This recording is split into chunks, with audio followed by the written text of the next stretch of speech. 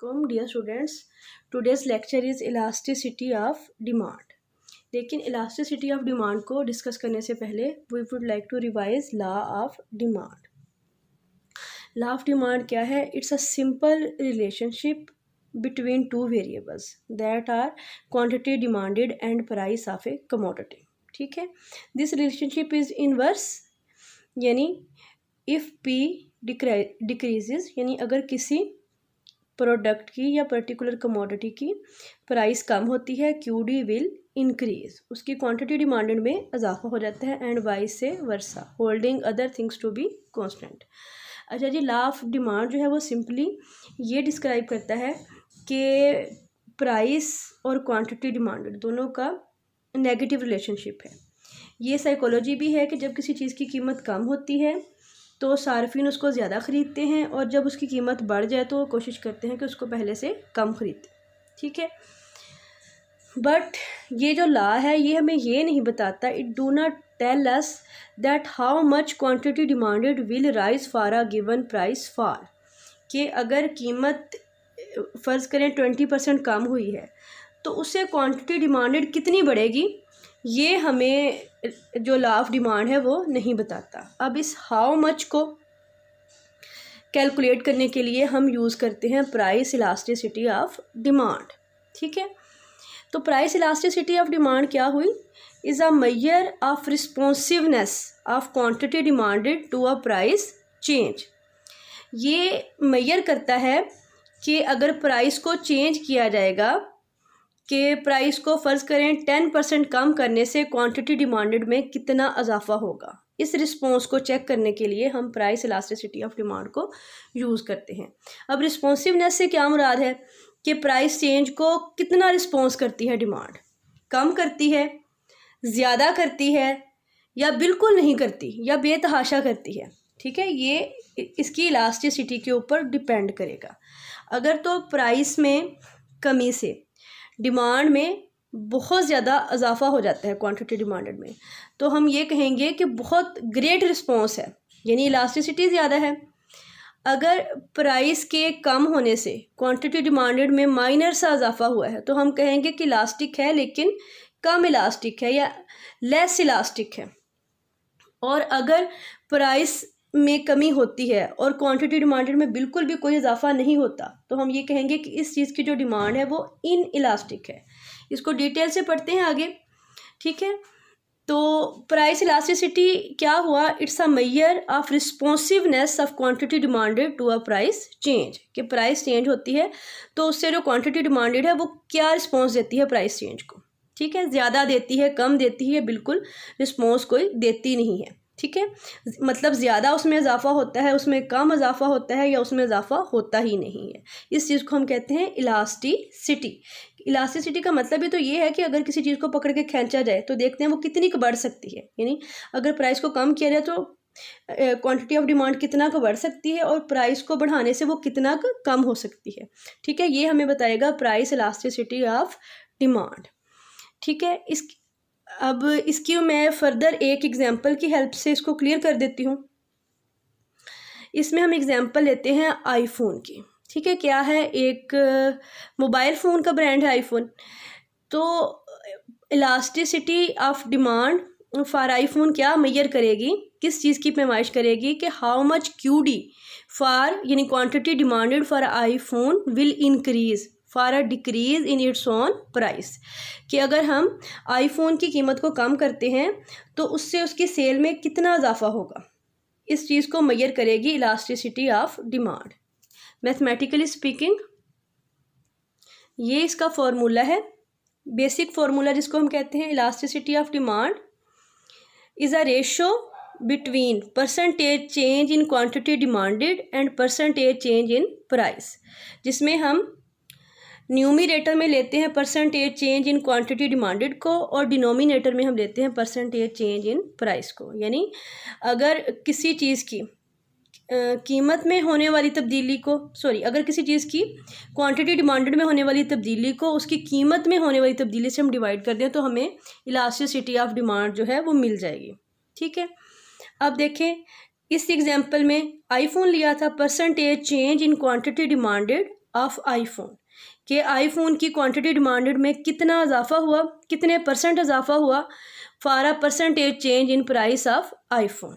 ठीक है, इसको हम ज़रा न्यूमेरिकली देखते हैं। सपोज कि आईफोन की कीमत में हमने 15% कमी की है, यानी आईफोन की जो कीमत है वो 15% कम हो गई है। अब आईफोन की कीमत 15% कम होने से जो उसकी एनुअल सेल है वो 30% उसमें इजाफा हो गया। उसमें कितना इजाफा हुआ? 30%। उसकी एनुअल सेल कह लें, उसकी मंथली सेल कर लें, जो भी आपका टाइम पीरियड है उसमें जी 30% इजाफा हो गया उसकी सेल में। यानी for a 15% change in price QD responses are 30% increase in its quantity demanded। ठीक है, यानी इसकी जो आईफोन की डिमांड है उसने 30% रिस्पॉन्स किया है फॉर अ 15% चेंज। ठीक है, अगर हम 30% को 15 से डिवाइड कर दें, percentage change in QD of iPhone वो है 30%, और प्राइस में कितना चेंज हुआ था? 15%।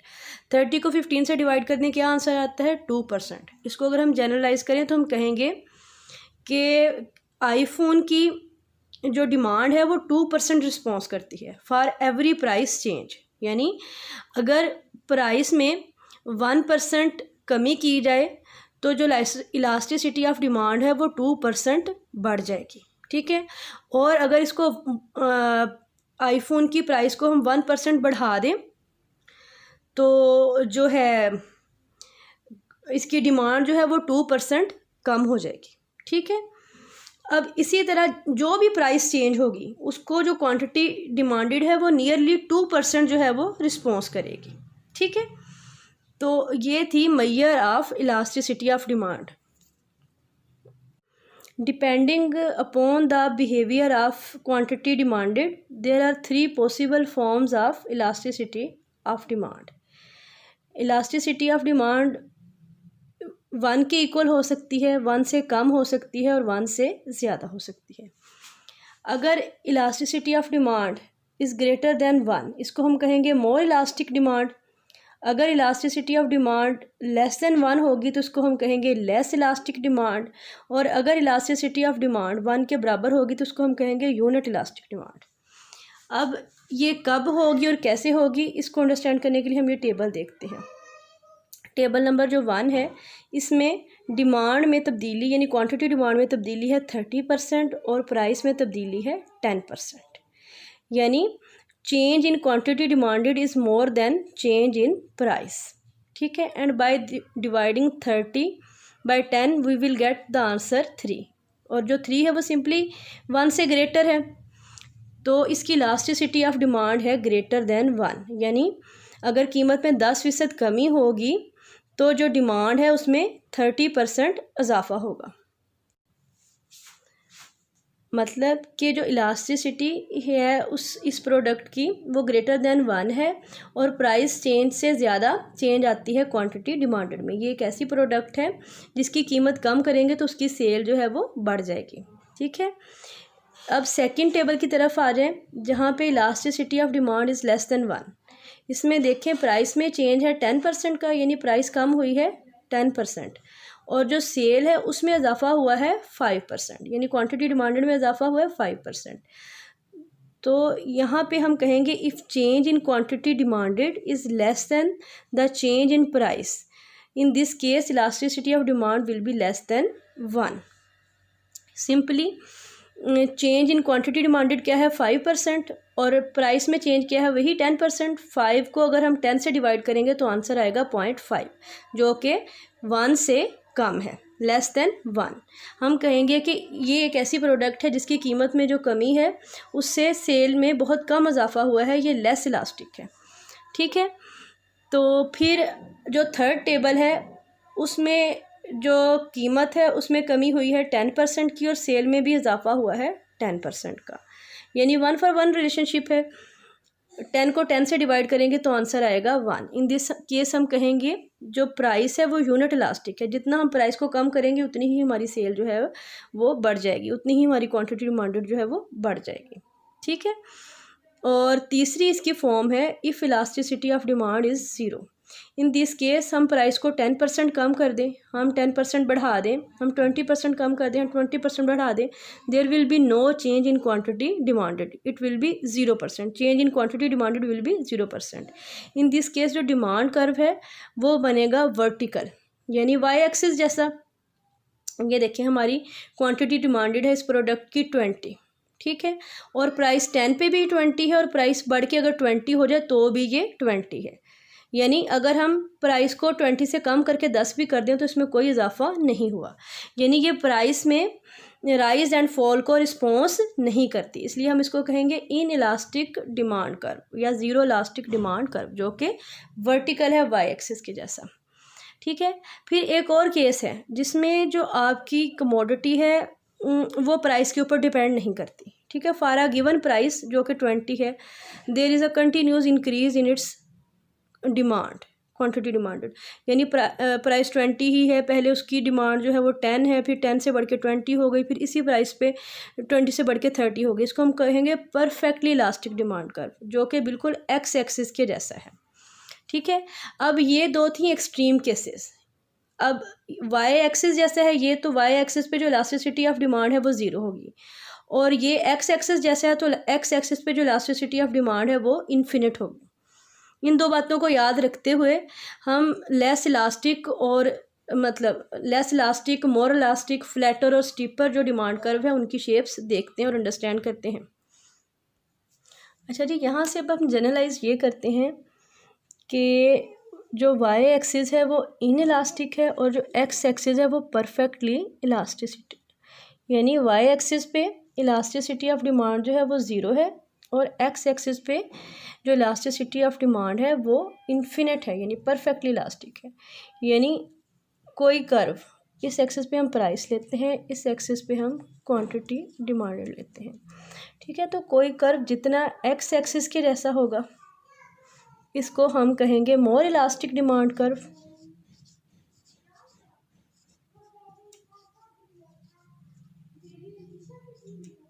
और फ्लैटर, ठीक है। और जितना कोई कर्व वाई एक्सिस के जैसा होगा, वाई एक्सिस से रिजेंबल करेगा, उसको हम स्टीपर डिमांड कर्व कहेंगे, लेस इलास्टिक कहेंगे उसको, और उसकी इलास्टिसिटी होगी लेस देन 1। वो कैसे? कोई भी 2 जो रैंडम पॉइंट्स हैं वो चूज़ कर लें। ये मेरा पॉइंट ए है, यहाँ पे मेरी प्राइस है P2, क्वांटिटी है मेरी Q1। अब मैंने प्राइस को कम किया फ्रॉम P2 टू P1, और मैं there is a movement from A to B P1, there will be a rise in quantity from Q1 to Q2, ठीक है। This is delta P, this distance, and this is delta Q। Clearly here delta Q is smaller than delta P। और इसी तरह से अगर हम यहाँ पे 2 पॉइंट्स ले लें,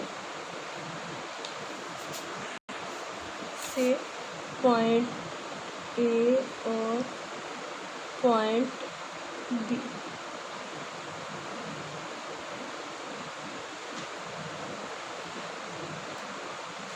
here is my price P2, quantity is Q1, और जब प्राइस कम होगी P2 से P1 तो क्वांटिटी Q1 से बढ़ के Q2 हो गई। ये डेल्टा P है और ये डेल्टा Q है, ठीक है। इन this case delta Q is greater than delta P and E is greater than 1. This is the rule for calculation of elasticity of demand. इसके जो रूल्स हैं for calculation of elasticity of demand उसको हम next lecture में detail से इंशाल्लाह discuss करेंगे। ये तो जनरल था जो मैंने आपको बताया है। अब हम देखेंगे कि इलास्टिसिटी ऑफ डिमांड को कैलकुलेट करने का क्या फ़ायदा होता है, या इसको क्यों कैलकुलेट किया जाता है, क्यों ये जानना ज़रूरी है कि इलास्टिसिटी ऑफ डिमांड जो है वो कम है, ज़्यादा है, मोर इलास्टिक है, लेस इलास्टिक है, इसका बेनिफिट क्या है। अच्छा जी, इलास्टिसिटी ऑफ डिमांड का बेनिफिट अंडरस्टैंड करने के लिए हम जो टोटल आउटले मेथड है इसको कैलकुलेशन का, ये इलास्टिसिटी ऑफ डिमांड की कैलकुलेशन का मेथड भी है, इसको यूज़ करते हुए हम आपको इसका बेनिफिट समझाती हूँ। मैं इसका बेनिफिट आपको समझाने की कोशिश करती हूँ। देखें, प्राइस है, ये केस है जब elasticity of demand greater than 1 है, ठीक है। इट मीन्स के प्राइस में स्मॉलर चेंज आएगा और उसके मुकाबले में क्वांटिटी डिमांडेड में ग्रेटर चेंज आएगा। Means smaller change in price and greater change in quantity demanded. अब देखिए प्राइस में क्या तब्दीली, प्राइस में कमी हो रही है, ठीक है। पी है आपका, पहले कीमत 5 है, फिर कम होकर 4 हुई और फिर 3 हो गई, जबकि जो क्वांटिटी डिमांडेड है वो आपकी 2 से बढ़ के 4 हुई, यानी 50% राइज, फिर 4 से बढ़ के 6 हो गई, ठीक है।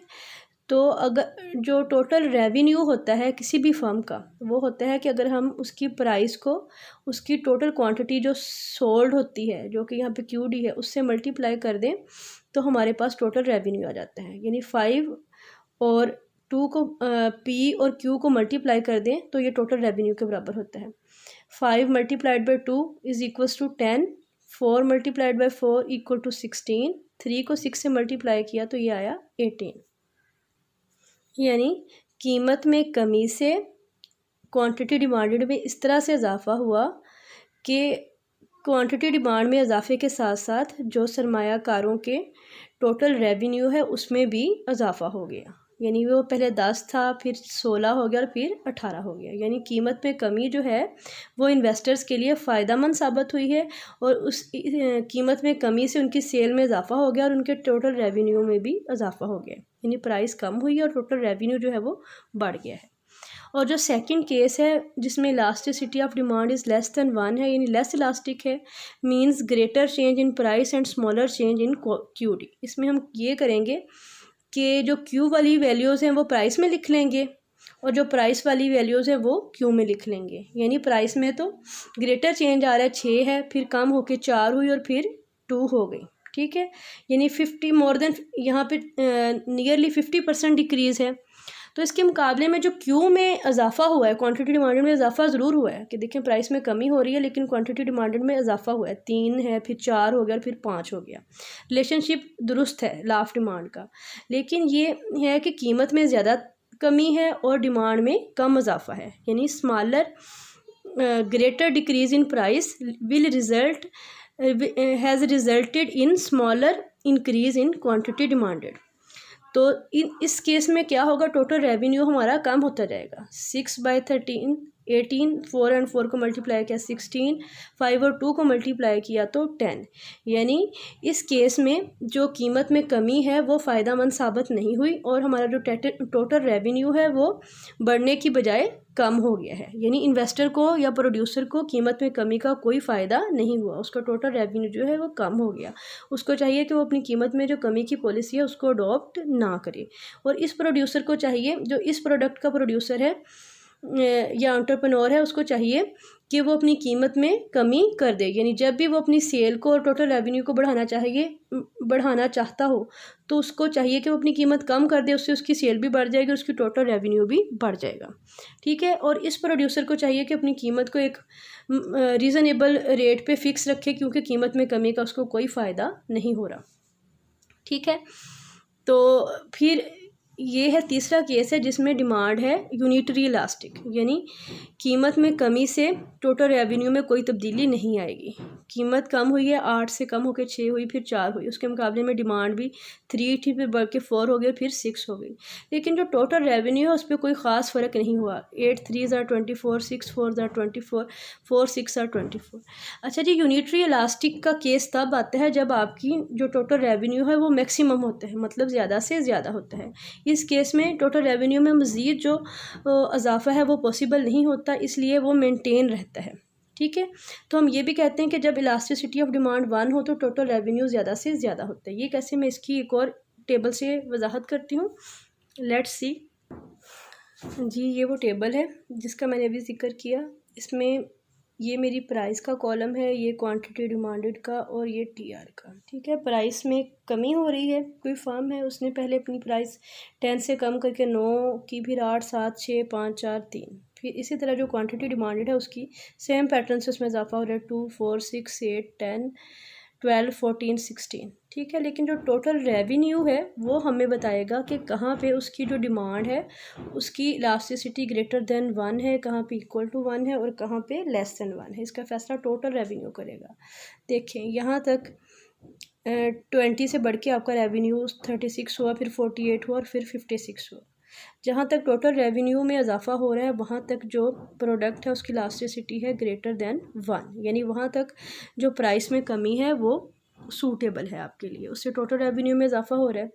फिर जो नेक्स्ट 2 यूनिट्स हैं उसमें जो इजाफा है टोटल रेवेन्यू में वो रुक गया है, बल्कि जो टोटल रेवेन्यू है वो बराबर रह रहा है 60 और 60 पे। मतलब यहाँ पे elasticity of demand is greater than 1 है, और जो आपका टोटल रेवेन्यू है वो मैक्सिमम है।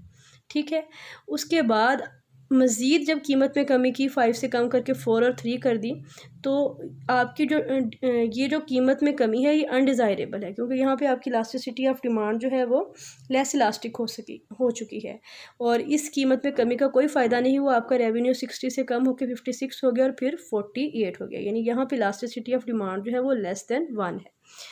तो एक जो मोनोपोलिस्ट है या एक प्रॉफिट मैक्सिमाइजिंग जो फर्म है वो कोशिश करेगी कि उसको जो तवाज़ुन है वो यहीं पे हो जहाँ पे उसकी elasticity of demand equal to 1 हो, क्योंकि वहाँ पे उसका जो प्रॉफिट है वो ज़्यादा से ज़्यादा होता है।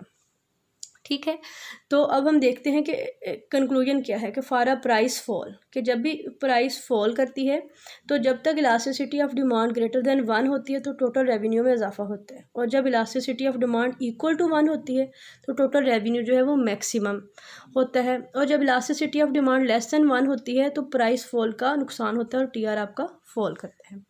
यहाँ पर आपको एक और चीज़ समझाती जाऊँ कि जो इलास्टिसिटी है वो ग्रेटर देन 1 होती है लग्जरीज़ के लिए, और लेस देन 1 होती है नेसेसिटीज़ के लिए, और इक्वल टू 1 होती है मेरे मुताबिक कंफर्ट्स के लिए। अच्छा जी, लग्जरीज़ क्या है? लग्जरीज़ ऐसी गुड्स हैं, गुड्स एंड सर्विसेज हैं जो कि आपकी ज़िंदगी में रंगीनी और ठाट बाट पैदा करती हैं।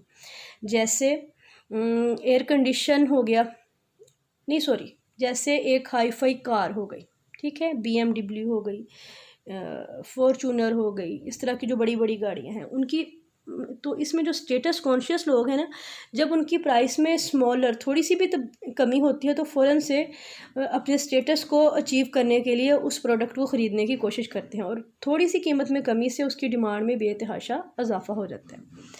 जबकि नेसेसिटीज़ वो गुड्स एंड सर्विसेज हैं जो कि हमारी फ़िज़िकल एग्जिस्टेंस के लिए ज़रूरी हैं, जैसे खाने के लिए रोटी, पानी, शेल्टर।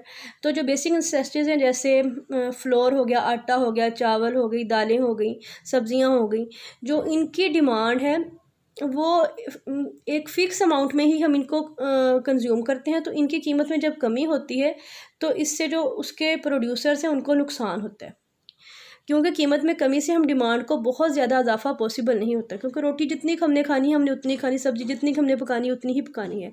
तो इस तरह की जो गुड्स है जिनकी elasticity of demand less than 1 होती है उनकी कीमत में कमी का कोई फ़ायदा नहीं होता प्रोड्यूसर्स को। ठीक है, इसका कंज्यूमर्स के पॉइंट ऑफ व्यू से फ़ायदा होता है कि कंज्यूमर्स का जो जो कंज्यूमर सरप्लस है वो बढ़ जाता है, उनकी रियल इनकम में इजाफा हो जाता है, लेकिन प्रोड्यूसर को इसका कोई फ़ायदा नहीं होता इसकी कीमत में कमी से। अच्छा जी, डिमांड जो है वो यूनिटरी इलास्टिक होती है मेरे मुताबिक कंफर्ट्स के लिए। कंफर्ट्स क्या है? कंफर्ट्स ऐसी गुड्स एंड सर्विसेज हैं जो कि ज़िंदगी में सहूलत पैदा कर देती हैं, जैसे AC। हवा तो हमें पंखे से भी मिलती है, लेकिन AC जब भी कीमत में AC की कीमत में कमी होती है, जितनी कि AC की कीमत में कमी होगी उतना कि लोग उसको ख़रीद लेंगे। इसी तरह से एक छोटी जो गाड़ी है इकोनॉमिक साइज़ की, जितनी कि उसकी कीमत में कमी होगी उतनी की ही उसकी डिमांड बढ़ जाएगी, क्योंकि लोग आ जा तो पब्लिक ट्रांसपोर्ट से भी रहें, मोटरसाइकिल से भी रहें, लेकिन अगर छोटी गाड़ी की कीमत में थोड़ी सी कमी होगी तो जो मोटरसाइकिल यूज़र्स हैं वो कोशिश करेंगे कि हम गाड़ी ले लें। ठीक है, तो कंफर्ट्स जो है मेरे मुताबिक उनकी जो डिमांड है वो यूनिटरी इलास्टिक होती है। ठीक है, मज़ीद जो इलास्टिसिटी ऑफ डिमांड है उसका दूसरा बेनिफिट ये होता है उसको कैलकुलेट करने का और उसको अंडरस्टैंड करने का कि जो टैक्स बर्डन है वो कौन उसको कौन बियर करेगा, इसका फ़ैसला होता है इलास्टिसिटी ऑफ डिमांड पे। ऐसी गुड्स एंड सर्विसेज जिनकी elasticity of demand greater than 1 हो, उसमें यानी डिमांड का जितना आपका इलास्टिक होगा उतना ही कंज्यूमर जो है वो लेस टैक्स बर्डन पे करेंगे, ठीक है, उतना ही, क्योंकि कीमत में जब इजाफा होगा तो कंज्यूमर उस चीज़ को ख़रीदेंगे नहीं।